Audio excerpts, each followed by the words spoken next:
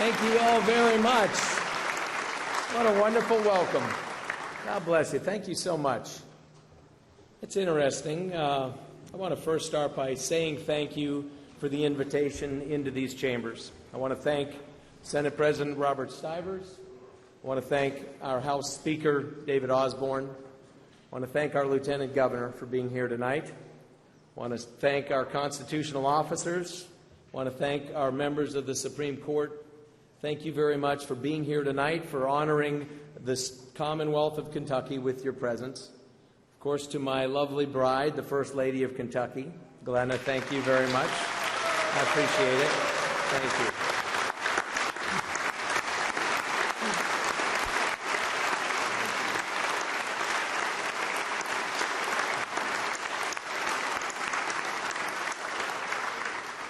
I think we all know that that's sympathy, applause for her, and it's well-deserved, I can tell you. But thank you so much. A couple of things. I want to start by literally just addressing this phrase that's on the screen behind me. You hear me say it often. You hear me end videos with it. You see it in a hashtag form on various things that we put out. It's something that I've noticed is increasingly being said in recent years on a number of fronts. But what is it we mean by that? You know, what is it when we say we are Kentucky? What is it that I'm referring to? What is it that you're referring to? I have great gratitude to each and every one of you that sits both behind me and before me. The 138 of you to whom that term means something distinct, unique, and separate. We have much to be proud of. I was thinking even as we stood outside and listened that we're blessed to live in a country and in a state where we can open in prayer, where we pledge allegiance to our flag, to our nation, that this is a state that honors and respects these things. What is it that is Kentucky when we talk about we are Kentucky? I'm going to try to utilize this thing. I may be going the wrong way here. We'll figure this out before the night is over. These are the things that we're talking about. We're talking about family. We're talking about faith and freedom. We're talking about opportunity. It comes in the form of education and jobs. We're talking about life itself right there in the middle. These are things that we in Kentucky value. These are things that we respect. These are things that we fight for. How blessed we are to have the privilege of representing 4.5 million people, the vast majority of whom have great appreciation for these things that are right here. It's interesting, too, though, because I think about what does that look like? What's the embodiment of that in many respects? It encompasses things like this. These are scenes and things like this and like this. These are scenes from each of your respective communities, near and far, urban, rural. This is some of the beauty of the Commonwealth of Kentucky.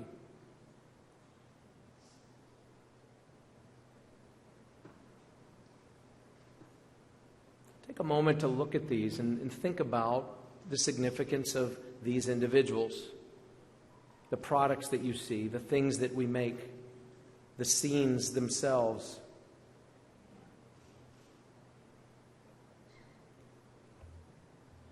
It's interesting. Some of these are iconic. Some of these are things that people aspire to on a bucket list, others of which are things that just happen day to day, some of which go unnoticed at times. There are to each and every one of us certain things, however, that hold special significance. This last picture I'll show you in this moment is one such picture for me. When I say we are Kentucky, I'm thinking about my responsibility as one, your responsibility as 138 and as 6/7, as 4/5. The bottom line is this. Each of us, it means different things, but to me, this is the type of thing that I think about. I have 10 very significant things, very powerful, meaningful things to me when I speak about Kentucky. These are my children, my wife. This is what I fight for. This is why I come to work every day. People ask me, why do you do this? I'm often asked, why would you actually go through all this? I'll tell you why. It's because I love Kentucky. I love Kentucky. I love America. I love what is afforded us to be able to pursue the American dream, to be able to do it in this state, in the center of this nation.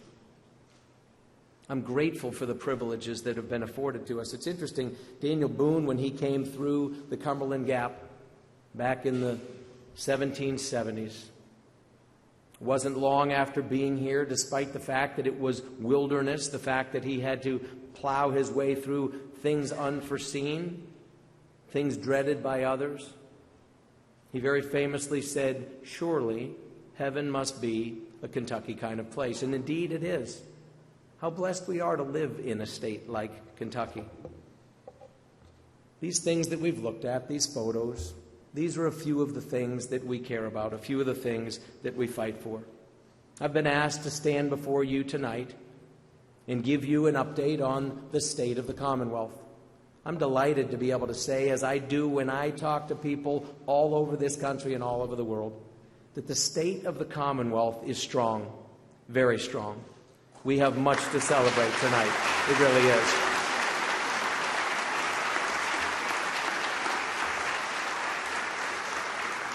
When I first came into these chambers 3 years ago now, maybe it was 4 years ago, I guess it's the fourth time I've addressed you. When I first ran for office and explained to people what I would attempt to do, I put out what I called a blueprint for a better Kentucky. It spelled out a variety of things, some of the things that we agreed on and some of which we didn't.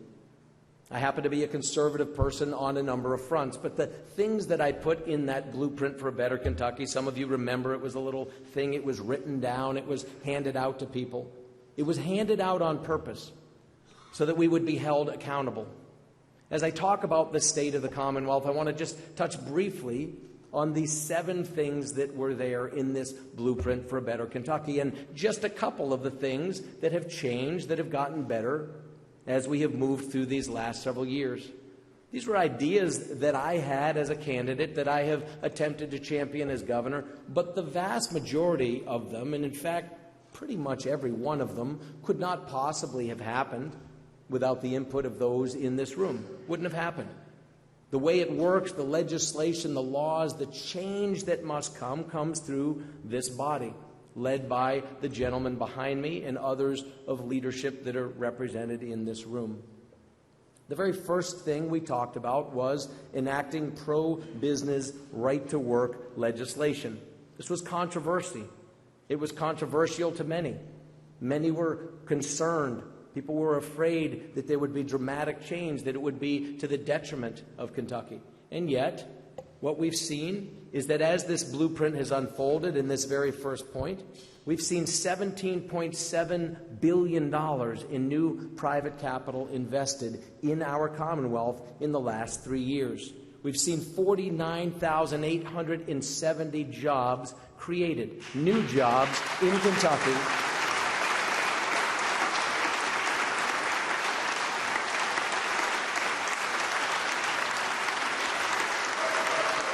These are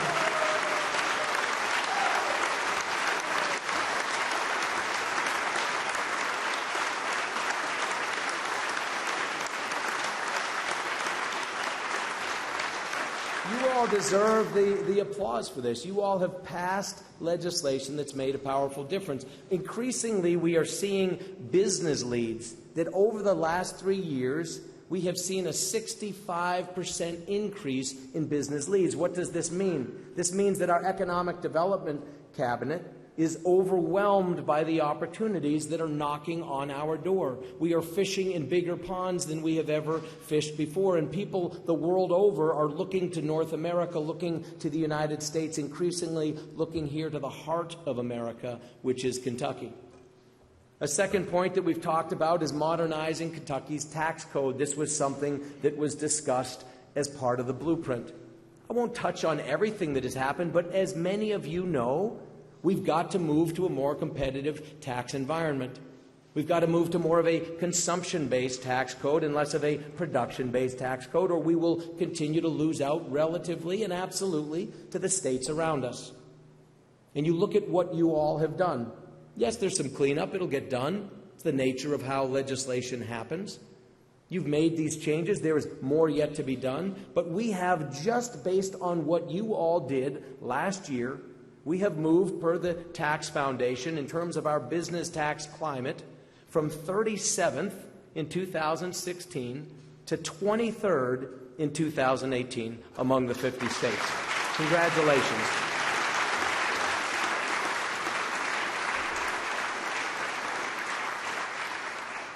We've talked about one that I'm sure is not gone unnoticed in the Commonwealth, and that is addressing our pension crisis.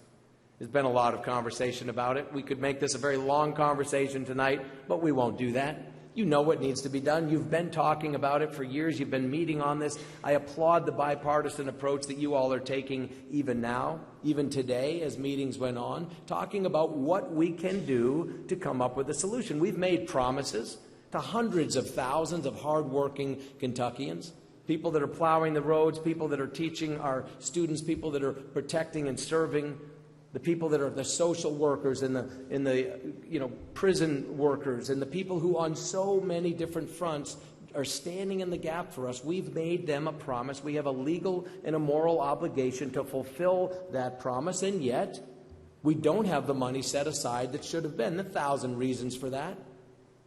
But it must be addressed. The important thing to understand is it starts by actually paying what we're supposed to. This is the first administration, supported in turn by legislation that came out of this body, that has ever funded 100% of the ARC. Ever. Ever.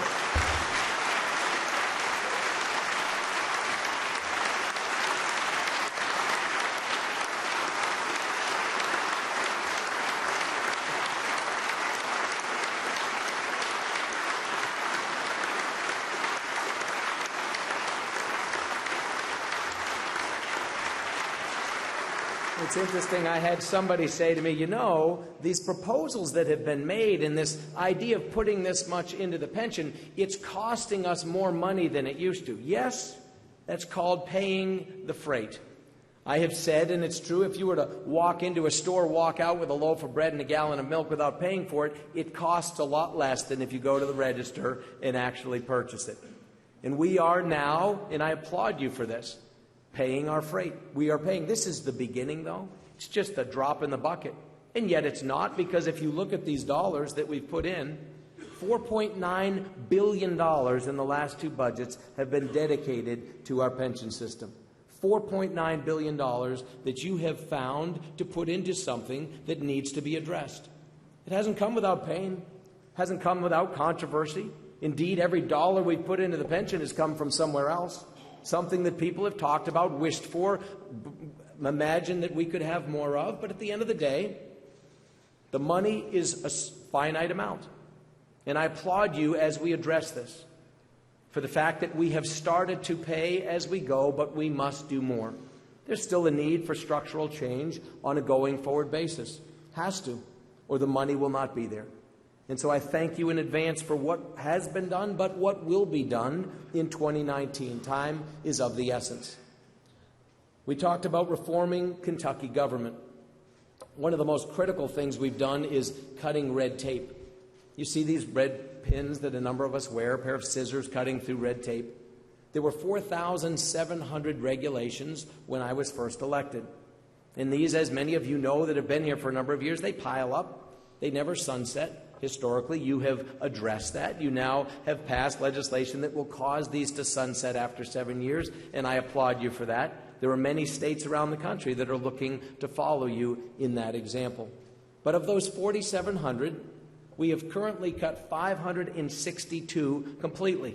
And we're no less safe or less secure. Things are still getting done, in fact, with a greater sense of urgency. 571 have been amended, have been updated.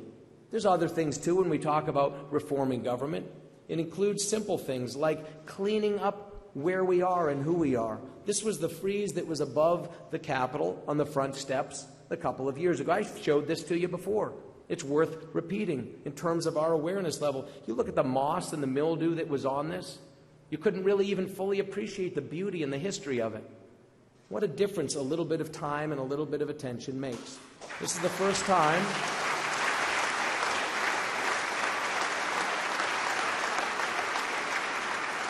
we should take great pride. We really should take great pride in this building and in so many others as well.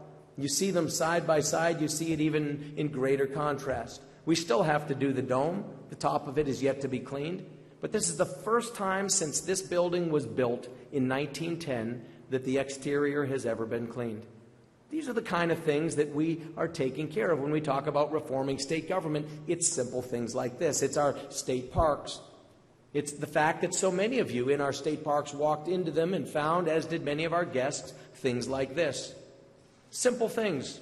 But if that's the first thing somebody sees as opposed to something like this, it makes a profound difference. What we've seen as we've put tens of millions of dollars through the budgets you've approved into our state parks, we now have, just in terms of the number of increased nights, 18,000 more last year than the year before that. 18,000 more room nights at an increased spend of I forget how many percent, but each person is spending more than they've historically spent because we're starting to modernize and upgrade and improve. This is part of improving state government.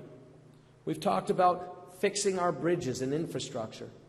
1,000 bridges are in the process of being fixed right now, being upgraded. None of you will ever have the luxury, nor will I, of cutting a ribbon to fix a bridge. Nobody ever applauds the idea of going underneath and fixing things. It's the opening of new things that get the attention. But this program, Bridging Kentucky, 1,000 bridges being fixed, that will make a difference in terms of infrastructure safety in getting goods and services to market, getting our children safely to and from school, and those of us to and from work. We've talked about modernizing our education system. We could have an entire multi-hour session on this. What does it mean? It means different things to different people. But to the credit of those of you in this body, there is more money per pupil being budgeted for K through 12 education per pupil and in absolute dollars than ever in the history of Kentucky. Ever.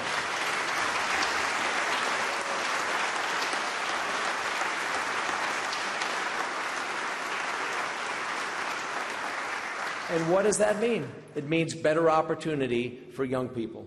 Additionally, too, you see that we have work-ready scholarships. They've already served 16,640 students. What are these work-ready Kentucky scholarships? They affect 5 different disciplines where we have more than 100,000 unfilled jobs, where we've said we'll come alongside anyone. You could be coming out of high school, you could be 40, 50 years old. If you've never gotten an associate's level degree and you want to pursue a degree in logistics or healthcare or IT or construction trades, advanced manufacturing, 60 different disciplines within those 5 fields, the state will come along and pay last dollar.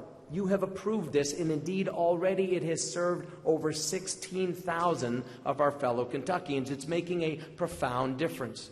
Other things that we've done on this front, with dual credit training, something that this body put forward for the first time in the last couple of years. We now have high school students, while they're getting credit for high school certifications, are also getting post-secondary certifications and credits as well. It has served now 74,633 of our high school students. That's remarkable and increasing rapidly. Over $15 million has been spent. We have young people now, including some of your constituents, who literally have earned associate's degrees by the time they have graduated from high school. It's remarkable. It really is. This is something that is cause for celebration. We've seen other changes. We've talked about other things. We'll leave education aside for the moment and talk about health care. We talked in our Blueprint for a Better Kentucky about modernizing Kentucky and improving Kentucky health care. I'll touch on one thing and one thing only on this topic, because we still have so much work to be done here. We know this. We lead our state and lead our nation in a whole lot of areas related to cardiovascular disease and hypertension and heart disease, diabetes, lung disease, a variety of things where we wish we were at the other end. How are we going to make a change? It's going to come about by getting people engaged in their own health outcomes. How can we get people engaged, empower them, trust them, believe in them, the dignity associated with making decisions? This 1115 waiver, where Kentucky has been afforded the first in the nation ability to require things of able-bodied, working-aged men and women with no dependents in exchange for something that they need and want. It also has afforded us in this 1115 waiver the ability for the first in the nation ability to use Medicaid dollars for behavioral health, for drug addiction, for things where we have tremendous need. These are things that are in the process of being implemented. They will be implemented in the calendar year 2019. And these are seeds in the ground. They will take time to germinate, but expect them to make a profound difference. The sixth thing we talked about, or the seventh, was fighting federal government overreach. This was the seventh point of the Blueprint for a Better Kentucky that we put out. Now, this has changed a bit in the last couple of years under the current federal administration, but these are things that were not that long ago that shocked people in Kentucky, and for good reason. When we had the federal government telling us that they would decide who went into which bathrooms and locker rooms in our schools, our high schools and middle schools, and people in Kentucky were appropriately outraged and were offended at the idea of this and said, we can decide this for ourselves, and so we fought back. This is something that our administration has done. Should be led by other offices in this state who are the ones intended to defend the people of Kentucky. Hasn't always worked out that way. The bathroom rule is one. The overtime rule is one. Doctors being forced to perform sex changes whether they wanted to or not. These are the kind of things that, believe it or not, were being foisted down upon us. Waterways of the U.S., which would have defined days like today as being just about everything in Kentucky as a waterway. These are the kind of things where we've had to push back. And what has come about as a result of this? Through things like this red tape reduction, through things like the criminal justice reform, etc. No longer are we pushing back. We are now being sought out here in Kentucky, increasingly, as a state to emulate, not only by the White House, but by other states as well. Now we are leading the nation in regulation reform. We are leading the nation in many respects as it relates to criminal justice reform. Much work yet to do on all those fronts, of course. And indeed, legislation is moving its way forward in these chambers in this year, and they will in the years to come as well they should. But we're making tremendous strides. These are some of the things that have happened as we have moved through this blueprint for a better Kentucky. It's interesting, though, because despite all these great progresses that we've made, the great progress that we've made, there's still things that should concern us. I want to remind us of a couple of things, not to bring us down, but to cause us to realize that we're all in this together. That what it is to be Kentucky, to be Kentuckians, is to remember not only that which we celebrate and the progress we're making, but the things that have cut us to our quick. I want to show you a picture here. This is a picture that was taken many years ago of two little kindergartners, first day of kindergarten. 10 years later, these two young people were killed in a school here in Kentucky. I want you to look at that again. How many of you have photos like this in your homes, of your children, of your grandchildren, people near and dear to you? Innocent children, nervous, excited, happy. Nobody would ever have imagined what would have happened just 10 short years later, and yet it did. And I want to thank you personally on behalf of these families, on behalf of every student and every teacher and every administrator and every parent in Kentucky for addressing this as you have, and for the fact that Senate Bill 1 is making its way forward, and I encourage you to pass this piece of legislation.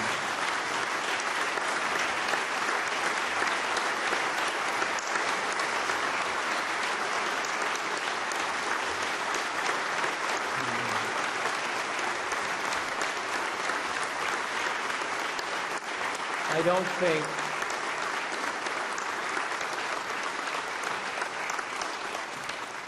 to protect our schools and our students and the adults who go into those classrooms every day should indeed be, as it is, a high priority.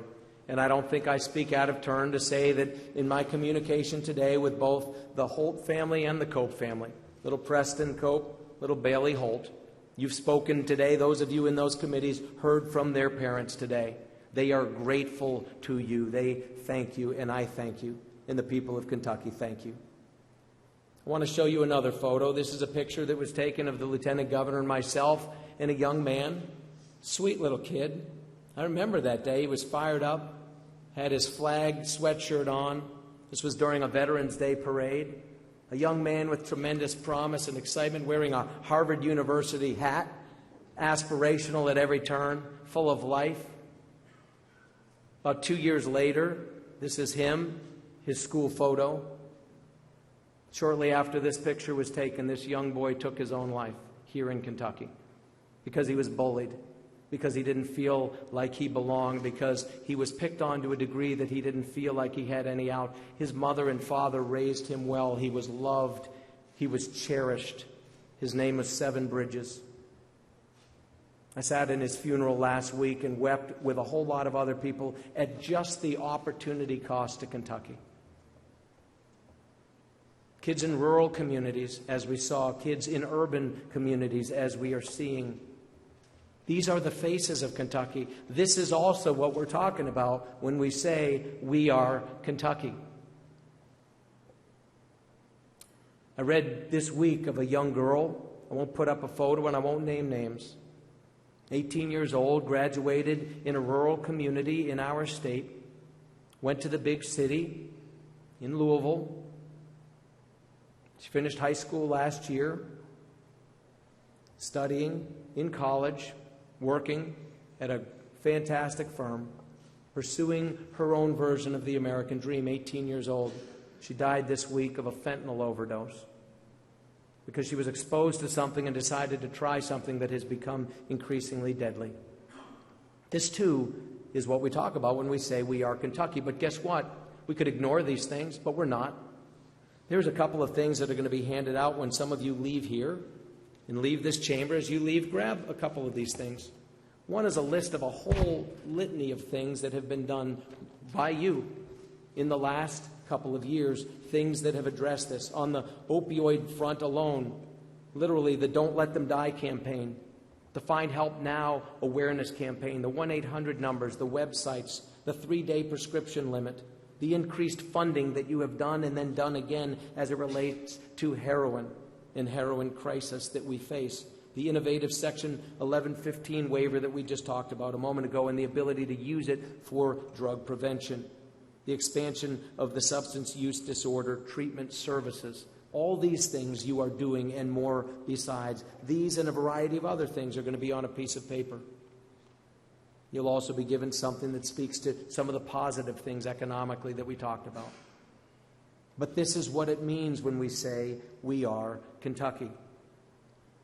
I also want to remind you of these men and women. These are the faces of those who, in uniform, on our behalf, on nights like tonight and nights not unlike this, have fallen protecting and serving us. They come from many of your different communities. Again, rural, urban. They put these uniforms on. They go out on dark nights, wet nights, cold nights, icy nights. They respond to noises and to dangerous situations. They do it on our behalf. May we never forget this, because this too is what we're talking about when we say we are Kentucky. We owe a tremendous debt of gratitude to these officers. We truly do.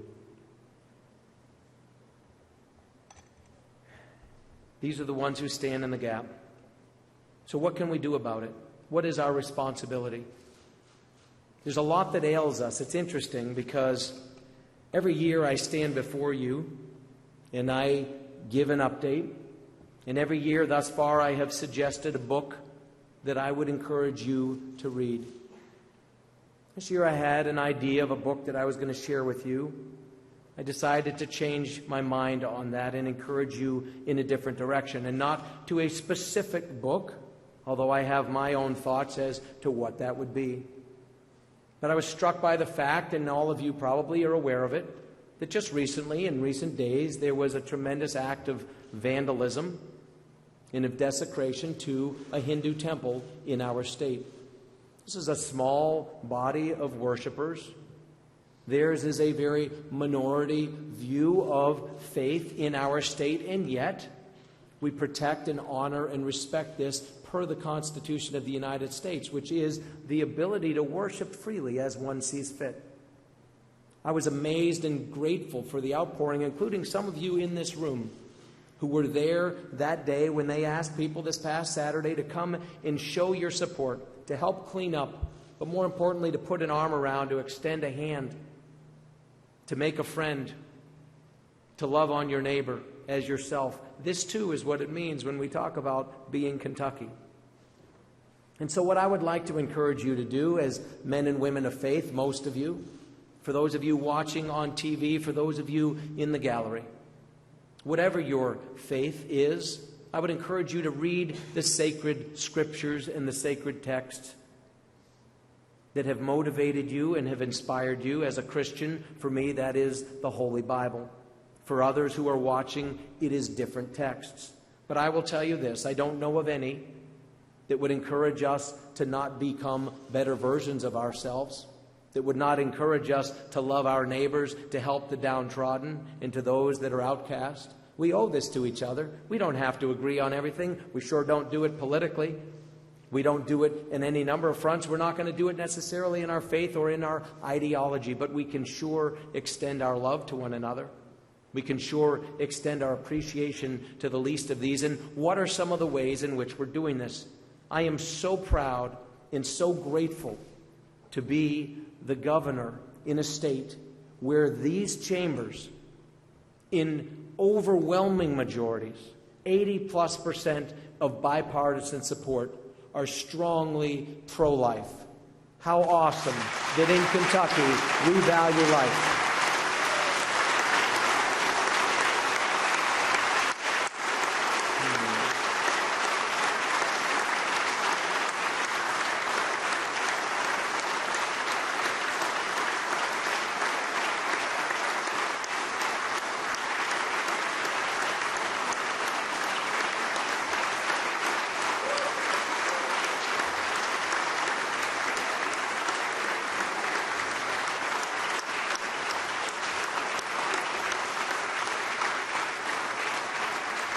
When you see, as we have seen, the horrific, regardless of your thoughts on anything associated with when life begins, the horrific legislation that has come out of states like New York, that has been proposed in states like Virginia, that is literally, you can couch it any other way you want, straight up infanticide, where you take a child that is a viable, living human being and you kill it for the convenience of others. This is reprehensible, it's disgusting, and I'm grateful for the fact that this body and this state stands strongly on the side of life.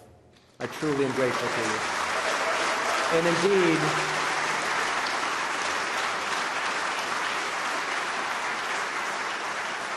it's not just simply saying it. It's passing legislation in recent years, and I applaud you for doing it. A 20-week ban, informed consent, ultrasound, dismemberment, transfer agreements. Some of these, as you can see, are being challenged, and we are defending. Again, these are laws that you have passed. These are laws that certain constitutional officers have a sworn responsibility to defend. They are choosing not to do so.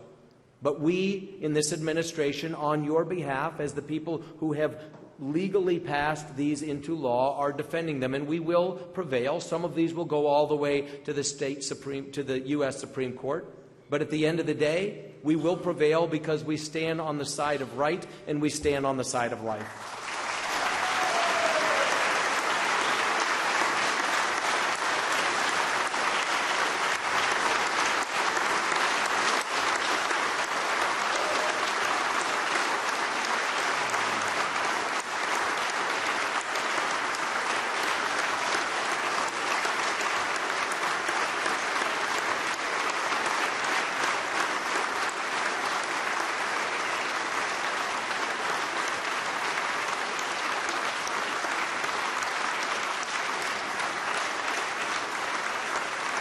And yet, it isn't simply enough to just be for the child until it comes into this world. There are people who need help on many fronts.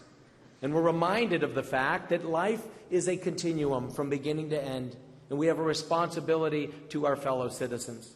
I want to put a picture up on the screen here for you to look at. There's 10,000 dots on that screen. Every one of those represents a child in our foster care system here in Kentucky. 1 out of every 4 of those dots is a child that is eligible to be adopted, that wants to be adopted, that is begging for a forever family. This is sobering. We have tremendous obligation and responsibility for those of us as legislators, for those of us in the judicial branch, for myself in the executive branch, collectively, individually, all of us have a responsibility. How do we care for the least of these? And in this case, children who just plain need a shot. 10,000 dots on that page. We've talked about this before. I won't go into it in great detail. But we need to rethink what is in the best interest of the child. It isn't necessarily always to put that child right back into the same situation because it happens to be a blood relative. We need to start to put the interests of the child above everything else in Kentucky.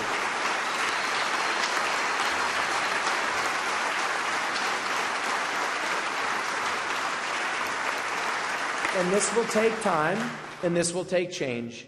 And I'm so grateful to my wife, the First Lady, but I'm so grateful also to legislators among you who last year, as House Bill 1 brought forward incredible changes that are also seeds going in the ground, that are also starting to germinate, that are starting to transform, that are giving more latitude and opportunity to those in the judicial ranks, that are encouraging us to think differently about how we care. And indeed, recently, this program, which is now being referred to as Uniting Kentucky, to solve our foster care crisis, this program had a meeting just a couple of weeks ago in January, and somewhere between 800 and 900 people, including many in this room, came to talk about what we can do when we say we are Kentucky, to care for all of Kentuckians. I guess I rounded up a little bit. These numbers are down, and that's a good thing, but they go up and down. Interestingly, the number in foster care has gone down a little bit. The number that are looking to be adopted has actually gone up. I'll leave you with this thought on this front. We are largely a people of faith, different faiths, different creeds, different beliefs.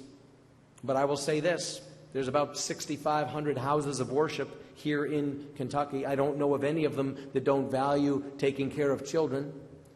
If out of 6,500 houses of worship we can't find a home for 2,700 children, what are we doing when we go to these houses of worship every week?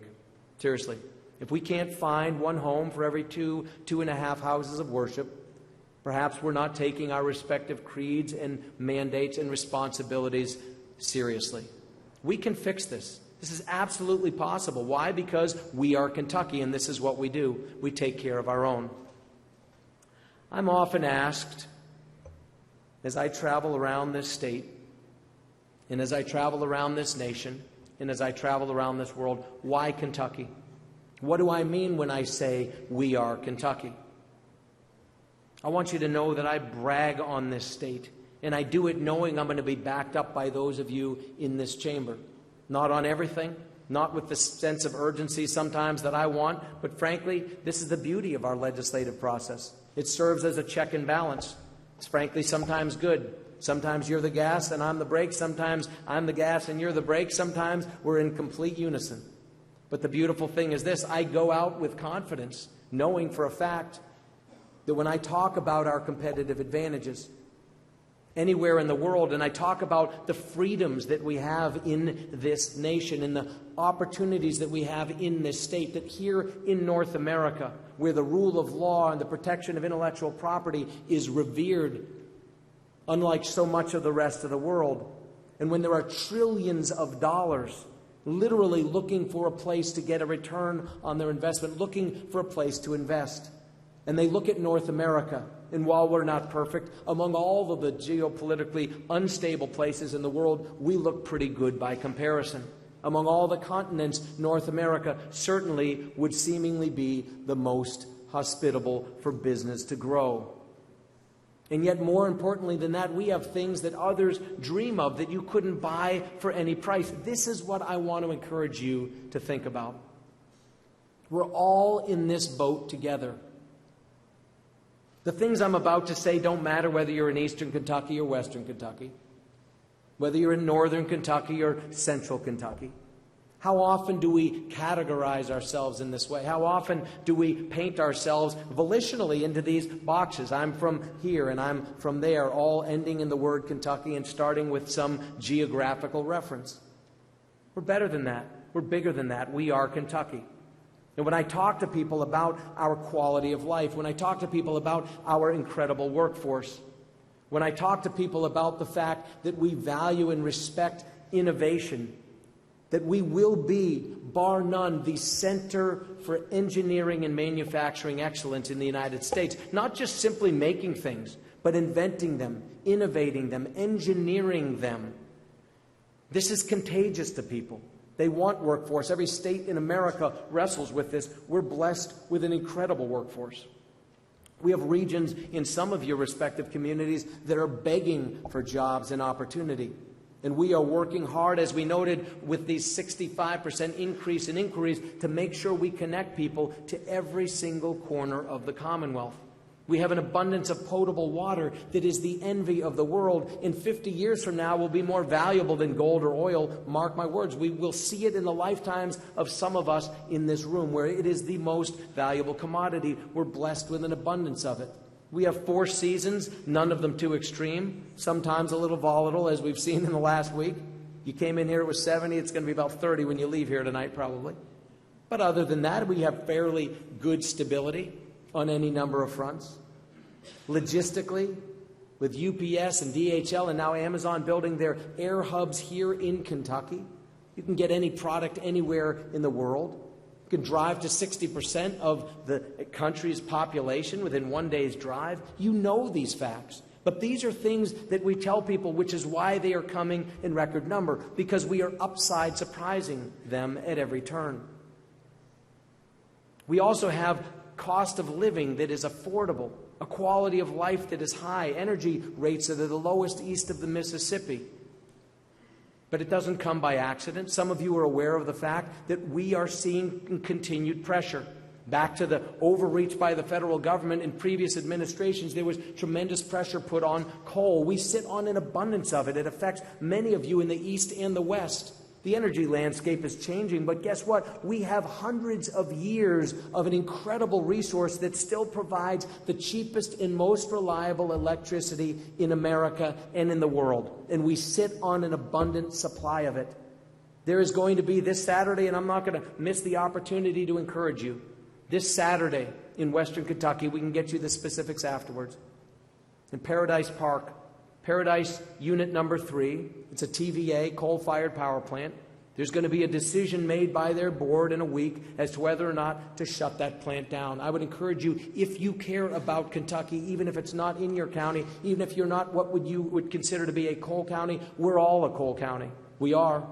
Because guess what? 80% of our electricity is powered by this resource, one that we have an abundance of. One that, because we have it, allows us to be competitive, to attract people, to will employ people, that will create jobs and opportunity, that will allow our young people to be able to continue to raise their young people and theirs as well in this Commonwealth. At 11 o'clock this Saturday, there's going to be people gathering, asking the TVA to postpone this decision, to wait until the federal government is through looking thoroughly at not only the security but the reliability of our electrical grid. Why does this matter? Because if this is shut down, it affects all of us. It will hurt every single community in Kentucky, not just in economic dollars, but in the opportunity cost of what will invariably be higher energy costs for us, making us less competitive. We deserve better than this. It's interesting, look what just happened in Michigan.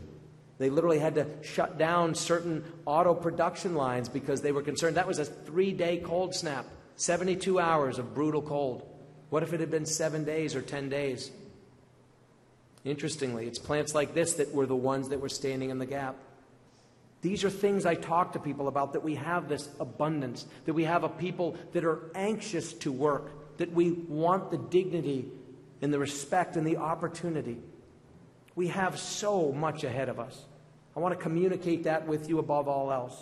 We have more legislation you all are working on. We have things we've touched on that we need to address. We have progress yet to be made. But we've made so much progress. Do grab one of these sheets on the way out the door, one of these flyers. Spread it around. Spread the word. Tell your constituents what you have been doing. We are so blessed to be Americans. We are so blessed to live in the Commonwealth. United we stand. Divided we fall.